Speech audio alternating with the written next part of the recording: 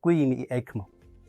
I-ECMO isho ukuthi imele i-extracorporeal oxygenation lapho kukhishwa umoyampilo ovela ezitsheni ezinkulu entanyeni futhi ufakwe umoyampilo emshinini we-ECMO bese ubuyiselwa emzimbeni.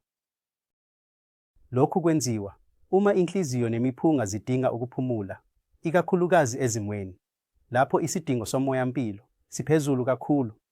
Ngaphandle kokuphefumula ngogesi, izidingo zomoyampilo ziphezulu kakhulu. Lokhu kwenziwa ezigulini ezinepneumonia ebucayi noma ezigulini ezinehluleka kwenhliziyo okukhulu lapho izidingo zomoyampilo ziphezulu kakhulu.